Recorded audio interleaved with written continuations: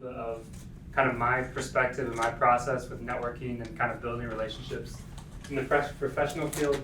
And so hopefully, some of these can be helpful to you or just kind of an encouragement. But I'll start off with a little bit just about myself. So I'm a senior finance and economics major at Cedarville. I'm originally from Michigan, which I think is pretty important to say because that means everything Michigan sports, Michigan everything. You could say I'm an enthusiast about. I'd say it's a pretty important thing about who I am. And then I had the opportunity to intern at JPMorgan Chase this past summer. And then after graduation in August, I'll be joining Ernst & Young in Chicago. And so that's, I guess, a little bit of context as far as my first kind of experiences in the professional workforce after graduation. And then I think another important thing to know about me is that I'm definitely an introvert. So even like public speaking like this, presentations, very out of my comfort zone and definitely like are areas for like me to grow in. And so if you're like someone that's like, oh, I don't really like networking because I'm an introvert, like hopefully again that can be an encouragement that like I too am very introverted and don't like my natural tendency isn't to just go out and meet new people. So hopefully that can be an encouragement. But I think just kind of the overarching lesson for me, like as far as the importance of networking and the importance of like you might not like the word networking, you might prefer the word relationship building. For me, the importance of it is to do what we're called to in life, and not just in the professional space, but just as a Christian, we're called to serve the church. We're called to proclaim the gospel, and then we're called to something in the workforce to work.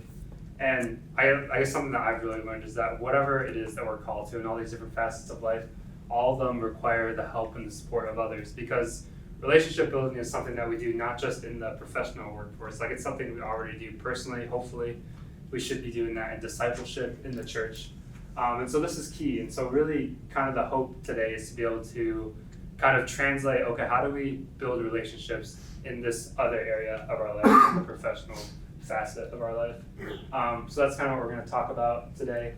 I'll just share a few mistakes I've made along the way, hopefully as things that we can either address in this presentation, maybe it brings up a question that you have, as well as to just say, yeah, these are things that I've made, and hopefully these are things that you can learn from and not do.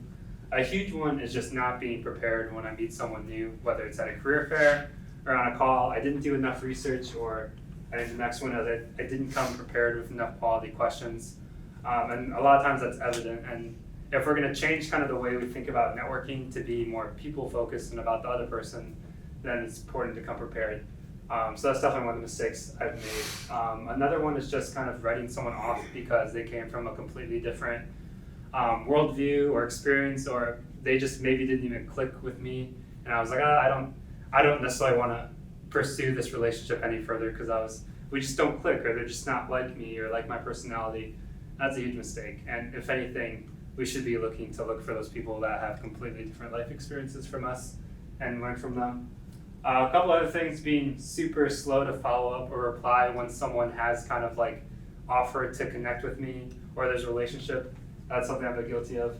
As well as just I've had a ton of really awkward conversations with employers where I got on a call with someone and talked with them, and just afterwards I was like, man, that was so awkward. I just want to forget about it. And there have been, and I don't know if any of you have experiences like that, but I've definitely been, I remember one distinctly last semester where I got off the phone with them. I just face planted my head on the desk. It was just that was so bad. And hopefully, I think some of that is just kind of growing pains and getting better at it, but then hopefully this presentation as well can kind of help you maybe better prepare or feel a little bit more just comfortable and confident when you're having these conversations.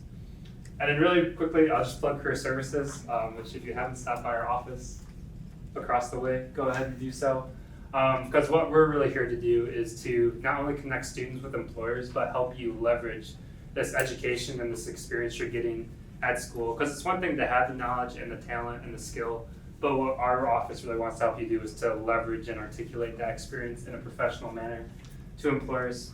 And so we do that through a number of free services that we offer, which include helping with major planning and career exploration, counseling. We help connect you with employers, so we do that through our career fairs. We also do that for jobs for jackets, as well as help you through the interview and application process. So we have certified resume reviewers. We do mock interviews with you. We'll provide a virtual interview room so you can take the call in, help with LinkedIn, as well as help with grad school if that's something as well that you're looking for after graduation. And then the last thing I just want to touch on is the Big Five, which if you've been in anything like the business profession, career options, business experience, engineering profession, I think all of the departments have something like that. You've no doubt heard something like this from our office. And I just remember sitting as a freshman in business profession, and Mr. Reep went through this list, and I had him for PACL as well, so I'm pretty sure he worked this into the PACL curriculum. But I remember always like reading through this list and thinking, okay, I understand that it takes more than just a degree and a high GPA. I can work on extracurriculars. I can get involved in other stuff out of my classwork. Number two, creating a resume that will stand out. I can do that. That's pretty not intimidating. I can get my resume reviewed. I can kind of talk about my experience on paper. And then you always go, networking is key, and you have to build 100 contacts, and you need to be networking all 4 years that you're here. And I remember always being really hesitant about number three, and just kind of always glazing over it and being like, okay, well, I'll come back to that one. Number four, learn the plan, learn the procedure, have a plan. And number five, take advantage of resources. And so for a lot of my early years at Cedarville, I did all 1, 2, 4, 5, but I just never really looked at networking. And I remember thinking freshman year, man, 100 contacts. I don't think I have 100 friends on Cedarville at Cedarville. I don't know how I would network to get to 100 people, and I just had all these hesitancies. And so that was me, my freshman year especially. It was just being really hesitant and intimidated by networking.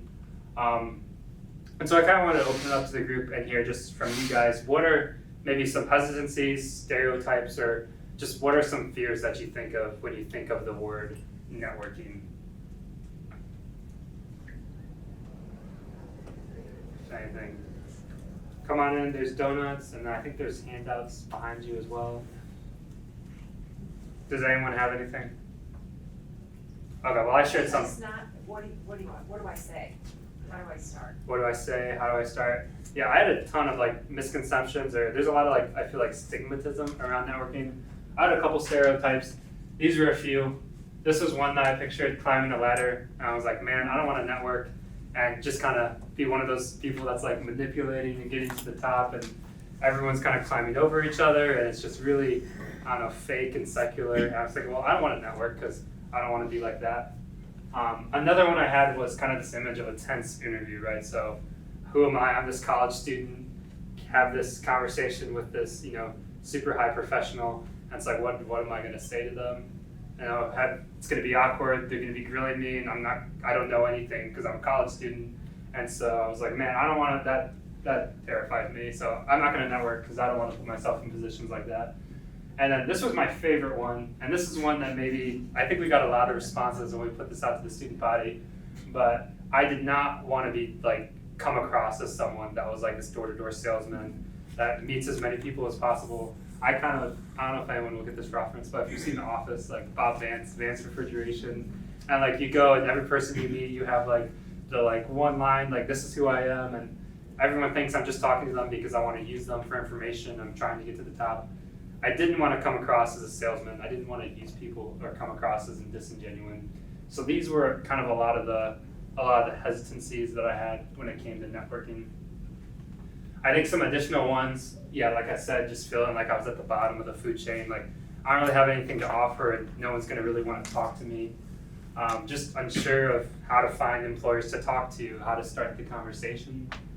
Not wanting to come across as disingenuous, like I was using people. And then honestly, the biggest thing for me was I just had no idea where to start. I had no idea. I don't know who to talk to. I don't know what to say, how long to say it. All of this. And so this all just kind of the fear of not knowing where to start prevented me from starting for the longest time. But eventually I kind of had a mindset shift, and that's kind of why I'd like to get across in this presentation. Because I guess what I slowly began to realize is that I could control what networking meant to me. Networking meant for me. So for example, I didn't want to come across as using people, as being fake or phony or disingenuous. And so I could network in a way that did value people, respected people, put the other person first, and I could do it as well from a view that I felt was consistent with my biblical worldview.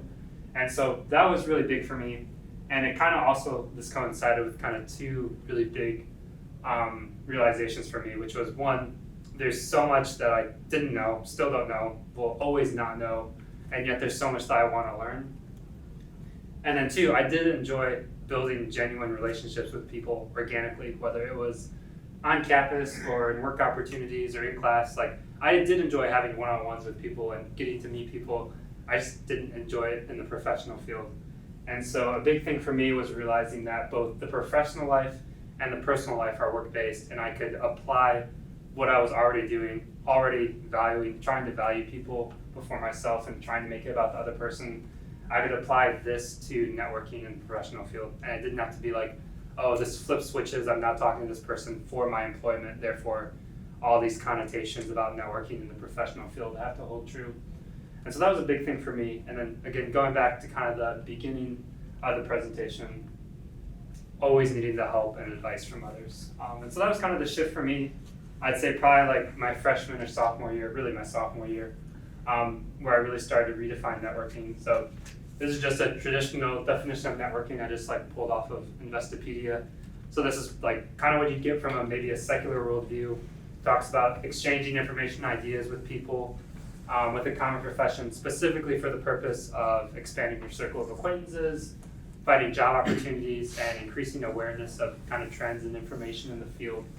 And it's very you focused and you trying to get out of it. And so for me, it was more just about redefining networking to where it was putting the other person before myself. And so just kind of a working definition I kind of came up with that I've tried to kind of put in my own life is relationship building, to listen to the other person's life, their personality, and to be able to learn from their experiences and to ask open-ended questions and really just humble yourself and allow them to speak into your life and to provide feedback and constructive criticism. And so that's, I guess, really the shift for me. And so kind of the way that I want to talk through my journey today is really a three-step process. I guess, again, kind of networking in a broader sense was very intimidating for me. And so I kind of broke it down. This might be really elementary for you. You might be like already in step 2 or step 3 or further along in the process than I am. But hopefully you can kind of think of it as maybe like 3 concentric circles. So like for me, it was starting small, like with what I knew and who I knew, and then slowly working out a little bit more broader, reaching myself, growing, trying to put myself out there a little bit, and then doing it once more. So that's kind of how I'd like us to think about it. And so this is kind of the 3 steps that I've seen in my time at Cedarville where I kind of progressed in networking. And so the first one is learning from those already in my life. So the smallest circle, starting with what I know, who I trust. And I have this picture of Cedarville here because what I would pose is that almost all of us here, at one form or another, whether you're a senior or you're a freshman, you have networked, or maybe better said, you have started to build relationships while you're at Cedarville. And you've already started to have maybe principles of networking and allowing other people to speak into your life. Whether it's Chuck's or a one-on-one at Renova or a class with peers, or if you just think of a time that you met with a professor for help or your advisor, we've all kind of had these relationships. And that's where I had to start, because I was not ready to reach out and meet new people and just, cold call someone or send out an email to a stranger that I didn't know. So this is where I really started. And this is, again, something that really is applied not just to our professional life, but to all aspects of our life. And that's why I think it's a good starting point. And so I think there's really 3 things in step 1 that happen that hopefully you're already doing or can continue to do even more intentionally and more purposely. And that's asking good questions to those you trust, listening to their advice, and then learning from your experience. And so asking, listening, and learning. And again, not doing this with strangers or people you don't know, but just starting with the people that you trust. And so for me, this was a close professor, and then there was an upperclassman that happened to be in my hall and the exact same double major as me, and going to his room and saying, hey, here's my schedule, can you help me, advise me as to how I can kind of fit this double major into 4 years, or what are kind of the career possibilities that you've looked into? What do you see in me as far as maybe things that you think I might gravitate towards? And so for you, that might be an upperclassman, that might be a professor that you've connected with in classes, it might be a family member or a family friend. But this is where I would encourage you to start, with people that you know, people that you trust, and people that you feel comfortable with going to for advice. And so I think as far as the content of conversations in this stage, when we're building relationships in this stage, it looks like this, questions like this, asking people, what's your story? what's your experience, asking this professor, what's your experience in kind of the working world and how did you come to Cedarville? Maybe you ask an upperclassman a similar question, how did you kind of get to where you are in your major and how did you decide on this discipline or this class? I think opening yourself out, again, if we're gonna kind of change networking to be others focused and kind of humbling ourselves, I think it means opening it up to criticism, constructive criticism. So asking, what do you see as far as strengths and weaknesses? As well as just like, hey, I admire this trait about you, or I admire this skill that you have. How might I replicate this trait or this thing that I admire you in my life, in your life, in my own life? And I think as well by framing the conversation this way, we also honor the other person, which again makes it about them and not about us. We're able to kind of honor them and call out the good in their life and then ask how we might replicate it in our own. So that's step one. Again, really small baby steps. That's kind of where I started. And then step two is where, we start to grow a little bit. And so for me, the second step was beginning to build new relationships. And so in step two, I think there's really two avenues to do this. But for me, it was really about, I still feel very intimidated in just reaching out to a complete stranger and asking them for advice or trying to establish a relationship. So how can I learn to meet new people in a way that I was comfortable with? I think at Cedarville especially, there are two great ways to do this. And these are the two ways that I specifically did it. The first one is asking for introductions from people that you trust. So again, this kind of goes to maybe those that you've identified in step one, those professors, family, friends, upperclassmen, and asking, hey, do you have additional people that have helped you in this area or that you think based on kind of my career progressions or aspirations might be good resources to talk to? And I think the second one, again, kind of going for the low-hanging fruit, is meeting professionals that come to campus.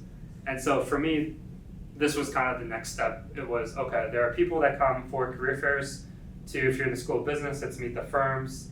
It might be another career fair specific to your discipline. There are people or guest speakers in classes that come to Cedarville, know who we are, know who the students are about, know Cedarville's values, and know the work ethic of students, and have come to campus specifically because they value the Cedarville educational experience. And so that was kind of where I started as well. And so career fairs, like I said, guest speakers in class. And so starting to build those initial relationships. And I think the key in step two for me, because I wasn't ready to just reach out to someone, was that someone, whether it's a professor or Cedarville, someone's kind of made that initial introduction for me, and I'm just kind of following through and having the conversation. And that's kind of really where I found myself, especially I'd say probably my sophomore, junior year. So let's say you have a professor or an upperclassman. What does it look like to just ask them for an introduction? Again, if we want to do it in a way that is respectful and honors them. I think it looks like a couple different things, just saying, hey, I'm interested in this certain discipline in finance or in psychology or in nursing. Is there anyone in this industry you would recommend that I talk to?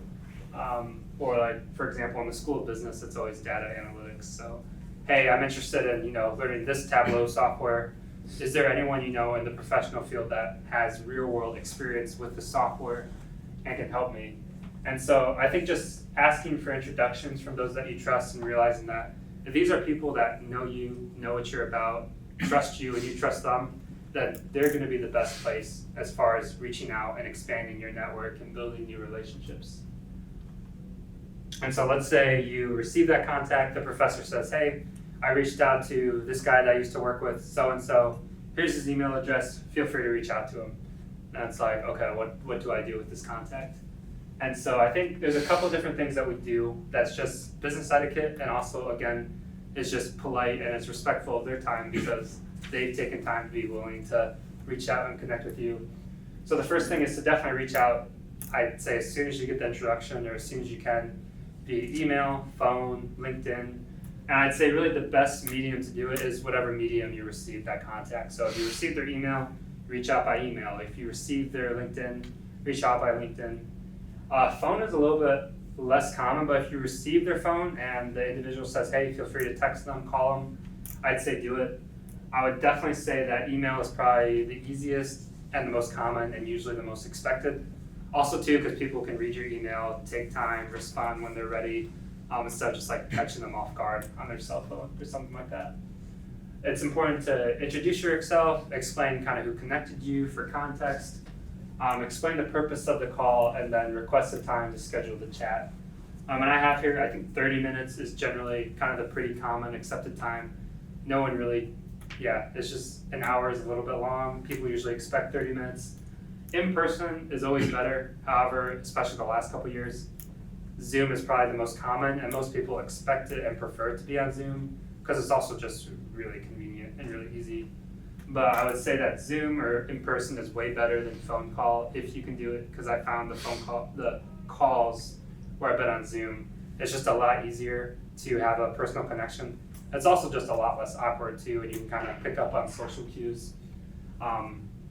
And so I think the handout might have, or one of the handouts might have kind of example emails like this. But I think, just part of business etiquette is just, hey, my name is Joseph Skidmore. I'm a Cedarville senior studying finance. Dr. Guernsey recommended to you as someone who might be a great resource to learn more about this software. I'd love to connect with you, have a few questions if you'd be willing. And then would you be willing in the next couple weeks or as convenient to you to hop on just a quick call, 30 minutes, or even if that doesn't work for your schedule, if 15 minutes is better, or just answer questions via email, whatever is best for their schedule. And again, that goes back to the idea of honoring them and preferring them before yourself. But I think these are kind of some good common practices to put in place. And then let's say you schedule the call.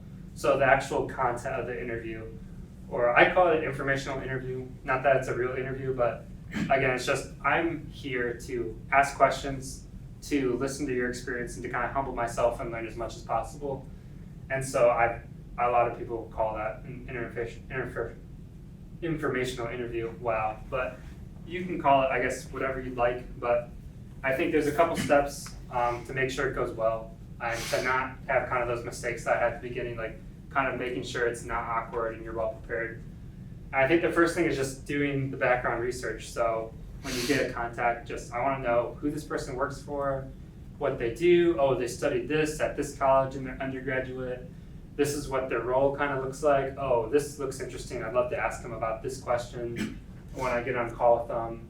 LinkedIn is a great place to do this, as well as the company website if you can find it, as well as preparing some good, thoughtful, open-ended questions. And I have a bunch here, and I won't take the time to read through all of these, but I think they're on the handout as well, and if you have the PowerPoint. But a lot of just good ones, asking about their day-to-day responsibilities, what did they study in undergraduate, how did they prepare for that role, what steps can I personally take to get to this. And I'll just caveat with this, it's a conversation, so one, you want it to flow naturally, but two, again, if we want it to be more about relationship building than just trying to get what we can from this call, then I would just encourage you to take the time to come up with unique questions and intentional questions that actually show that you value this person specifically and them taking the time to reach out to you. So it's specific to their experience and who they are. Because you can Google, good questions to ask on a networking call. You can come up with 100,000 out the wazoo. And some of them, like these, are good and helpful and are good starting points. But I just encourage you as much as you can to try to personalize them to that person to, again, just show, hey, I value and respect and am thankful that you specifically took the time to hop on this call. And then I would say this is probably one of the most important things, which I think gets maybe neglected or forgotten a lot, but always follow up with a thank you card or email no more than 24 hours after. You can actually stop at Career Sources and we give away these cards for free to send to someone that you connected with. Email is also appropriate, but I'd say this is probably the number one thing that gets neglected, and it's so important. Just send an email for someone that took time out of their day to talk with you, not expecting anything in return. And then I think it's also good practice to circle back, and there's a couple different ways that you do so. I think one is if it was for a specific job opportunity or application that you connected them with, it's important to just keep them in the loop. Like if someone took the time to kind of advise me on a specific job opportunity or role, I want to make sure that I circle back and say, hey, thank you for your advice. This was the outcome. This is what ended up happening, or I ended up going in a different direction, but appreciate your advice on this matter. I think that's an important thing to do. So sharing how you followed through on your advice, on their advice. Also just sharing any developments on your career progress. I think a lot of like people that I consider maybe close mentors in my life, I try to keep them updated and say, hey, I'm super excited, I had this opportunity, I'd love to kind of hear your advice about it and chat if you have time, or hey, appreciate when you spoke about this internship opportunity. I now have this full-time role offer, I'd love to kind of get your thoughts because you had some great kind of advice on it. So I think those are just some great ways to do so, as well as just keeping in mind, again, keeping them in mind if they mentioned on a call, like, oh, a promotion coming up or a big life change for them. A great way to follow up is to circle back and say, hey, a couple weeks ago we were on a call, you said that you were getting ready to be promoted or make a career change. I'd love to hear how that went from your perspective, what went well, what didn't, and just, kind of hear your experience from that. So I think that's important, but always follow up and say thank you. And this final step, so we're now to the outer circle, which for me was the most intimidating, which is now, how do I initiate the conversation with someone by myself? And so I think where this really starts with, and I guess why this was important to me, that there is this third step where you're now initiating the conversation yourself. Because personally, it was like the end of my junior year, so the end of last school year, and I was really like, okay, I'm not 100% sure what I want to do in finance. I'm interested in this specific role. At the time, it was investment banking. And I realized, man, I have no idea how to get into investment banking, what investment banking is, what the actual day-to-day responsibilities is. I just kind of like the idea of it, but I've realized there's so much I don't know about this specific discipline. And so this is really, I think, where step 3 begins for you. It's what if you could learn any specific discipline, career choice, field, if you could ask anyone anything, kind of what for you would you want to talk about or ask about? And so it's researching and identifying that specific company, that specific discipline or role or job position that you'd be interested in. And then from there, I think there's a bunch of different avenues to then find people to connect with cold. And I'll walk through. LinkedIn is definitely my favorite one. If you're not on LinkedIn, I highly encourage you to be on LinkedIn. There's just, I think, 17,000 at least Cedarville alumni that you can be connected with and show you, oh, this person went to Cedarville, as well as you can find out who works at what companies, where they worked in the past. You pretty much have kind of their whole resume and professional background on there. So it's great if you're trying to target, I'm trying to target doctors in the Columbus area specializing in this discipline of medicine. You can find that on LinkedIn. So that's a great resource. Another one, this kind of goes back to who do you trust in step 1, is just professors and friends, asking them for recommendations. Company websites, especially if it's a smaller firm, you can find sometimes contact information, an email address, LinkedIn profile, phone number. And then the last one, which I think is one that's definitely underutilized by students in general, is Handshake, which isn't just a Cedarville thing, it's a national website that Cedarville actually is just one of many universities that gets to use.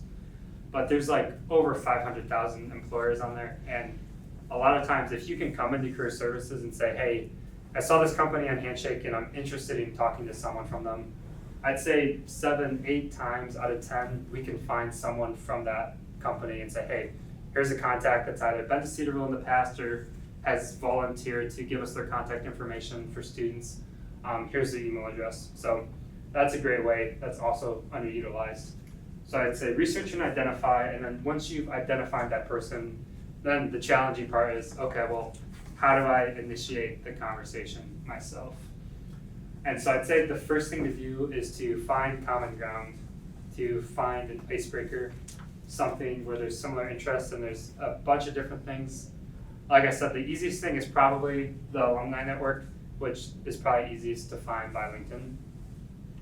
Because I'll say this, the alumni that I've connected with are, like, all of them have been literally the best and the kindest people, and they're so willing, and they usually want to reach out and help you if you're a Cedarville current student. I think a lot of that in part is because someone probably did it for them while they were a current student, but Cedarville alumni love to help current Cedarville students. So I'd say that's a great first area to start.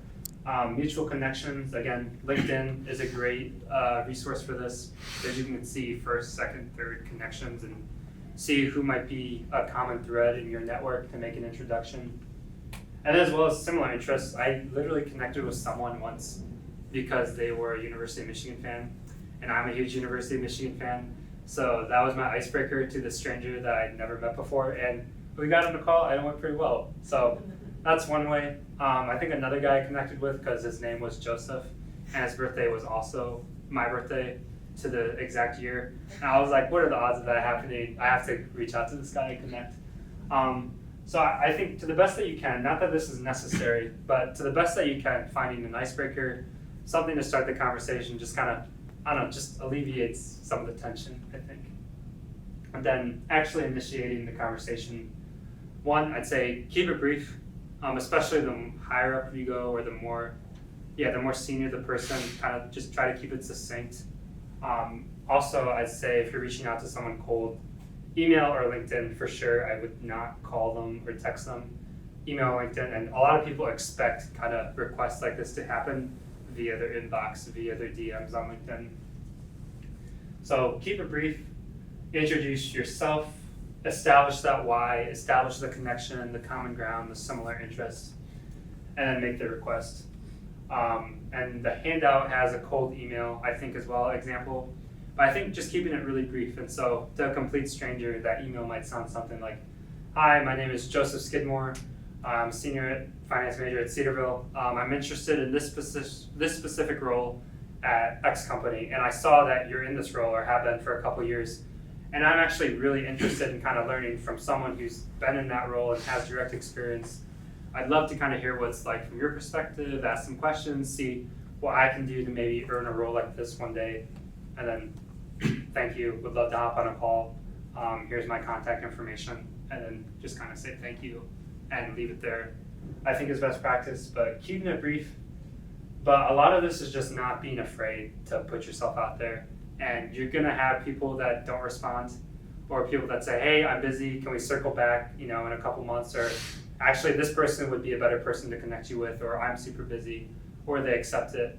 I've never had where I've sent one of these emails and someone was like, why are you talking to me, blocked, whatever, don't ever contact me again, or was like mad or got a negative response.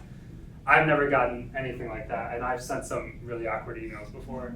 So hopefully that can be encouragement to you. Like, don't be afraid to put yourself out there, and it's definitely something you get better by doing. So this is kind of the summary. Like I said, if you think of it as 3 circles that kind of get bigger and bigger, starting with what we know, then beginning to build those new relationships, and then working to the point where we can initiate the conversation ourselves. I know that was a ton of information and I've talked really fast. I have a few more slides, but is there kind of any questions specifically on these 3 steps, or something that I mentioned that maybe raised a question, or something that I didn't bring up at all before I keep going? Okay, sweet, no worries. Well, I'll kind of keep moving. Just the last couple concluding thoughts that I had before we wrap up today. I do think it's important to keep up with people. Again, what we're not doing is the quote unquote one and done networking. What we're really trying to do is build some meaningful relationships. And so continue to stay connected with people, build relationships over time.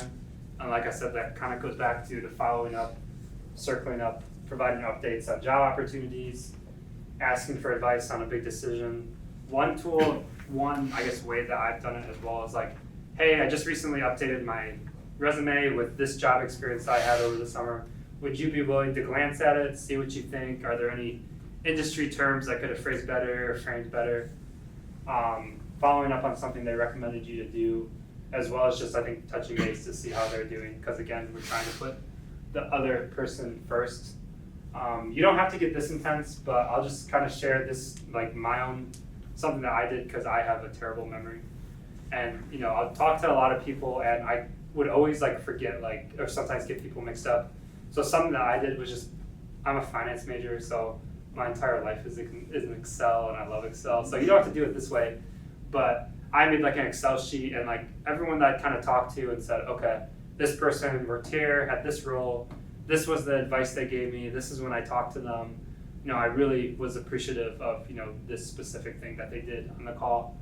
I just do that for people that really have connected with me, or just people that there's kind of a meaningful relationship that could be built there. And that's helped me over the years, just continue to follow up with those individuals over my time at Cedarville, follow up each semester, as well as just keep straight who I've talked to. And again, try to not just reach out to them and they never hear from me again, but try to establish some relationships. And then kind of last thing before we wrap up, I reached out to my network and basically said, hey, if there's something that you would tell, a college student about networking, what would it be? And so I won't read these entire things, and actually they all had so much great information, I couldn't even fit it on the PowerPoint, but their entire quotes I think are in the PowerPoint handouts. But this is just something Dr. Grinzy in the School of Business said. I love this. Considering the other person before yourself is where networking begins. And so being interested in the other person and the idea of putting other people first. Chris Ashcraft, who's an executive director at JP Morgan Chase, he's a CU grad and comes to campus and will speak to some of the business majors in the business experience. Just talks about the hope for introverts. So he says, I've seen some very talented introverts reach out with the courage to build relationships, and they're successful because they ask really good open-ended questions, and they listen well. So just the importance there of asking good questions and not being afraid to put yourself out there. Richard Blank, who was a former managing partner at a consulting firm called Accenture, he just talks about, this is something, relationship building, that you should be doing, not just in your professional field, but something that you're doing in all facets of your life. This is something we do in the church, we do for discipleship. If you're in a relationship, hopefully you're going to other people and asking for advice. All these different areas, not just to get a job. And so forming relationships, a part of life. And then Parker McDonald, which if you have time, I would encourage you to go to the end of the PowerPoint and read kind of the full quote that he has. But he just talks about introductions are precious gifts. And so when someone has made and taken the time to either give me someone from their network to talk to, or have taken the time to allow me to talk to them directly, that's an awesome act of kindness and service. And so because of that, he just talks about that you should be obliged to then follow up with a few things, a thank you note, keep them in the loop, and just, show how appreciative you are of something like that. And so these are just, I thought, some great advice from some people all with 20, 30, 40 plus years of professional experience, just advice to college students on networking. And so to just kind of wrap up, I'd say it's about putting the other person first. It doesn't have to be the kind of the stigmatism that we generally think of about networking. We can do it in a way that's about relationship building. And then through this relationship building, you will have increased opportunity. Not that it's about the benefits of networking and getting something from someone, but the best jobs are truly going to be ones not on a job site, but are going to be someone knowing you personally, knowing your work ethic, and being willing to go to bat for you and take a chance on you because they know you. And so that all comes through this relationship building. It's only something that you can improve by doing.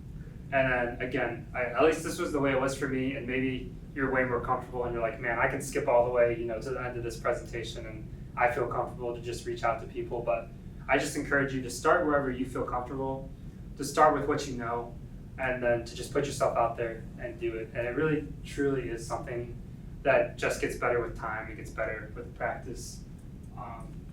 But that's all I had. So does anyone have any questions before we wrap up? Yeah. So you said that one of the mistakes you made along the way was having awkward conversations with employers. Have you ever had to recover from that interaction, and if so, how was that for you? Because I know sometimes we may have an awkward conversation and then we're like, okay, never again. But then what if you actually wanted to do well and you want to try again? Yeah, the specific example for me was it was actually this big venture capital firm in Columbus, and I just by chance, by someone that knew me, said, hey, here's a partner at the firm, talk to him. So the super senior level guy, he was very intimidating, hopped on the phone call, he was asking me all these very technical questions, and I was very flustered and didn't know all of them. I just kind of wrapped up and didn't feel great about it. I was like, well, again, thanked him first time, hopped off the call. And so for me, it was just circling back. I think the email is kind of a great way to kind of compose yourself and touch base again and say thank you. And so I just circled back with him and said, hey, I didn't kind of mention feeling awkward, but just said, hey, thank you again for your time. I appreciate the advice that you've given. I'm definitely going to go act on it and do A, B, and C. I'd love to stay in touch if you were willing and kind of get your advice as I kind of progress. And then since then, I've had opportunity to when I got my offer from EY, he was someone that I just said, hey, I know we touched base a while ago, and you're obviously very knowledgeable in this field. Would you be willing to speak into this area with the job opportunity? And he was able to provide some advice there. So long answer, I'd say a lot of times you just have to learn from it and keep moving on. But I think that follow-up thank you is just a great way to kind of compose yourself and say, hey, maybe I recognize this didn't go as well as maybe I hoped it would, but nonetheless, I appreciate your time, and there's still valuable things that I could take from that. So, but yeah, good question.